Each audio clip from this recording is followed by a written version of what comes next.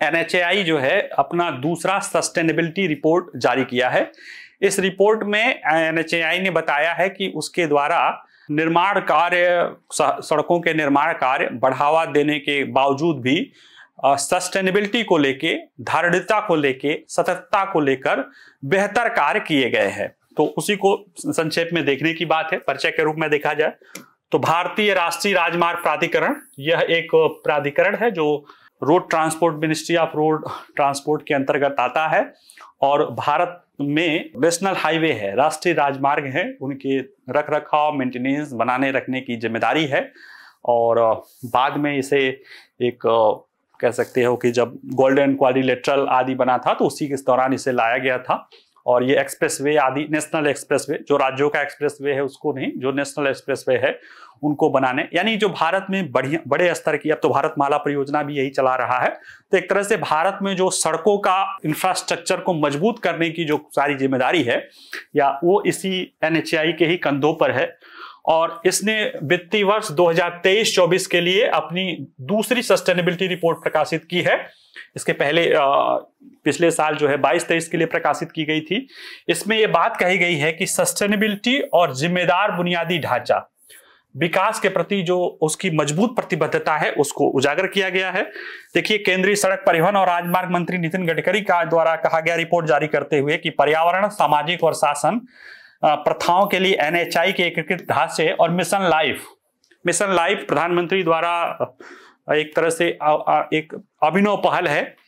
Life, LIFE, life style for environment, यानी कि हमारा दिनचर्या, हमारा जीवनचर्या ऐसा हो जो इन्वायरमेंट के प्रति सहनशील हो। जैसे कि इन्होंने, प्रधानमंत्री ने एक कौन से काप आ रहा है, मेरे ख्याल से 2022 में ही बोला था, किस काप 26 था या कहां था, उन्होंने दुनिया के सामने कहा कि भारतीय जो व्यवस्थाएं रही हैं वो मिशन लाइफ दिया और कहा कि ये दुनिया को इससे सीखना चाहिए। जैसे पश्चिम की जो जलवायु कार्यवाहियां हैं और मिशन लाइफ में या जो भारत की सोच है उसमें अंतर है। जैसे पश्चिम की जलवायु कार्यवाहियां कैसी है कि उनका तय है कि पहले एक 4 कारें जरूरत थी, तो अब कार तो 4 ही रहेगी, इसमें कटौती वो नहीं करेंगे। उनमें कोशिश करेंगे कि जो कार पहले डीजल से चलती थी उसको पेट्रोल से चलाया जाए या CNG से चलाया जाए या इलेक्ट्रिक से चलाया जाए, यानी जो कंजम्पशन लेवल उनका था उस कंजम्पशन लेवल को बनाए रखते हुए उसके अल्टरनेटिव फ्यूल ढूंढने का प्रयास पश्चिम के द्वारा किया गया, जो कि सस्टेनेबल हो, यानी कि सोलर पे जाए, पवन पे जाए, यानी रिन्यूएबल एनर्जी पर जाए। इसमें कहीं भी ऊर्जा की खपत को कम करने की बात नहीं की गई है। ठीक है, समझ रहे हैं कि जो खपत हो रही है उसको मेंटेन करना है, या बढ़ जाए तो बढ़ जाए, यानी जो अप्रोच है वो ये है कि हम अपने खपत को, पूरी दुनिया हमारे लिए उसके मॉडल को बदलना है। जबकि भारतीय व्यवस्था में थोड़ा सा अलग है, जो लाइफ स्टाइल ऑफ एनवायरनमेंट है या जो हमारी सोच है वो थोड़ी अलग है। हमारी सोच ये क्या है? हमारी सोच ये है कि जैसे पश्चिम में हर माता पिता है, 18 साल का हो गया, भैया जाओ तुम अपना घर करो और वो करो। यहाँ पे एक घर में 3 पीढ़ी रह लेती है, एक ही कार से पूरा परिवार का काम चल जाता है ना। तो कुल मिला के यहाँ पे है कि एक बेहतर और गुणवत्तापूर्ण जीवन जीना है, लेकिन वो जीवन ऐसा रहे जो वातावरण पे कम से कम दबाव पैदा करे। यानी अगर 4 कार से काम, जो 4 कार है, 4 कार की जगह अगर 3 कार और 2 कार से काम चल जाए तो क्या बुराई है, बगैर गुणवत्ता को या बगैर लेवल को नुकसान पहुंचाए।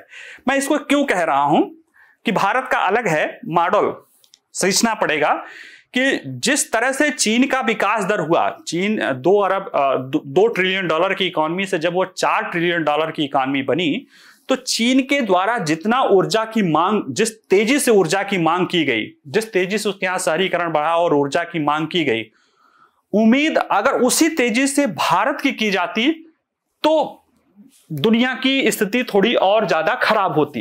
लेकिन देखा गया कि भारत में एक अच्छे खासे ग्रोथ रेट को देखते हुए, यानी भारत ने पिछले 10 सालों में अपने GDP को दूना कर लिया, दूना से भी ज्यादा कर लिया। इसके बावजूद भी हमारा एनर्जी ग्रोथ जितना अनुमान कर रहे थे पश्चिमी व्यवस्था, उससे कम। क्यों? क्योंकि हमारा ग्रोथ तो है, लेकिन जिस रेशियो में ग्रोथ हमारा एनर्जी का डिमांड होना चाहिए, उस रेशियो में हमारा एनर्जी डिमांड नहीं हो रहा। इसके पीछे वजह है कि हमारे यहाँ पे थोड़ी सोच दूसरी है। हमारे यहाँ पे है कि ठीक है काम भर की, ऐसा नहीं है कि सभी की सोच ऐसी है, लेकिन हमारे यहाँ पे थोड़ा सा सोच दूसरी है। सोच दूसरी इसलिए है कि लाइफ स्टाइल हमारी ऐसी होनी चाहिए कि ठीक ठाक एक ऑप्टिमम लेवल पे काम चले। जैसे ये चीजें सिर्फ कारों के संदर्भ में या ऊर्जा के संदर्भ में नहीं बता रहा हूं। एक संस्था है, उसने एक रिपोर्ट प्रकाशित की थी, नाम नहीं याद आ रहा है रिपोर्ट का, पिछले साल प्रकाशित की थी, संभवतः सितंबर या अक्टूबर में रिपोर्ट प्रकाशित की थी। वर्ल्ड हैबिटेट रिपोर्ट थी क्या, या कुछ इसी तरह की थी, कि जो दुनिया के पास जो संसाधन है, 8 अरब की जो आबादी है, और दुनिया के पास जो भोजन है, खाद्य संसाधन है, वो उसे जितने समय के लिए वो उपलब्ध होनी चाहिए, यानी एक साल भर में धरती जितना खाद्यान्न पैदा कर रही हो या ऊर्जा भोजन पैदा कर रही हो, साल भर चलना चाहिए, उसको 8 महीने में ही हम खत्म कर दे रहे हैं, यानी कि ज्यादा हम धरती से ले रहे हैं।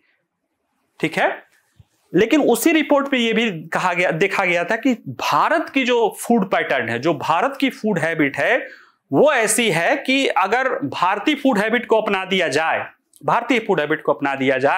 तो जो 8 महीने चल रहा है पूरा दुनिया 8 महीने में निपट जा रहा है, उसके लिए जो एक धरती छोड़ो बल्कि एक धरती से कम में भी लोगों का बढ़िया गुजर बसर हो सकता है। जबकि और पश्चिमी देशों में जो हाई प्रोटीन और फैट और मांस वाले जो पदार्थ है, अगर उस आधार का भोजन पैटर्न अपना दिया जाए, तो अर्जेंटीना और रूस और कुछ और ऐसे देश हैं, जैसे अमेरिका वाला फूड पैटर्न अपनाएंगे तो 4.5 धरती चाहिए उन खाद्यान्न उस जरूरत को पूरा करने को। तो मैं इसलिए बता रहा हूं कि हमारी सोच जो है, मिशन लाइफ को जरा सा समझ लीजिएगा कि पर्यावरण के लिए जीवन शैली, यानी हमारी जीवनचर्या ऐसी होनी चाहिए जो पर्यावरण के अनुकूल हो, पर्यावरण के सहित हो, न कि हमें सिर्फ अंधानुकरण करने की आवश्यकता है। ठीक है, इस रिपोर्ट की मुख्य बातें क्या है? देखिए, इसमें कहा गया है कि उत्सर्जन में कमी हुई है। रिपोर्ट कह रही है कि राजमार्ग के निर्माण में 20% की वृद्धि हुई है। इसके बावजूद ग्रीन हाउस गैस उत्सर्जन की तीव्रता 1 से घटकर 0.8 मीट्रिक टन कार्बन इक्विवेलेंट पर किलोमीटर हो गई है। यानी कि 1 किलोमीटर रोड बनाने में अगर पहले 1 मीट्रिक टन कार्बन डाइऑक्साइड लगता था, उत्सर्जित होता था, तो अब 0.8, यानी कि हमारी ऊर्जा तीव्रता 20%, एनर्जी इफिशियंसी जो है, कार्बन डाइऑक्साइड इंटेंसिटी 20% कम हुई है, जबकि निर्माण में वृद्धि हुई है। यानी हम तेज कर रहे हैं, 20% ज्यादा रोड बना रहे हैं, लेकिन कार्बन इंटेंसिटी कम होने के कारण हमारा जो है उत्सर्जन है वो कम हो रहा है। जैसे मैं क्या ये कहना चाह रहे हैं वो बता रहा हूं। पहले मान लिया इस वर्ष, पहले मैंने इसके पिछले वर्ष 23-24 का जो रिपोर्ट है, मान लिया उसमें 100 किलोमीटर रोड बना, ठीक है, और 100 किलोमीटर रोड बना, हर किलोमीटर पे 1 मीट्रिक टन कार्बन डाइऑक्साइड हो रहा है, तो 100 मीट्रिक टन कार्बन डाइऑक्साइड उत्सर्जित हुआ। ठीक है, रोड बना 100 kilometre, 100 metric ton carbon dioxide उत्सर्जित हुआ। इस साल क्या हुआ, जो 2024-25 का आंकड़ा है, इसमें यह हुआ कि ये सड़क तो बनी 120 किलोमीटर, लेकिन जो पहले इंटेंसिटी थी कि हर किलोमीटर पे एक टन था, वो 0.8 टन हो गया। तो जब 0.8 टन को 120 से करेंगे तो ये 96 मीट्रिक टन ही कार्बन डाइऑक्साइड का किया। यानी हमने रोड तो ज्यादा बनाया, लेकिन कार्बन डाइऑक्साइड का उत्सर्जन पिछले साल की अपेक्षा घट गया। तो ये कहीं ना कहीं दिखा रहा है कि NHI कहीं ना कहीं ऐसी अर्निंग कर रही है, ऐसा निर्माण कार्य कर रही है कि कार्बन इंटेंसिटी को कम कर रही है।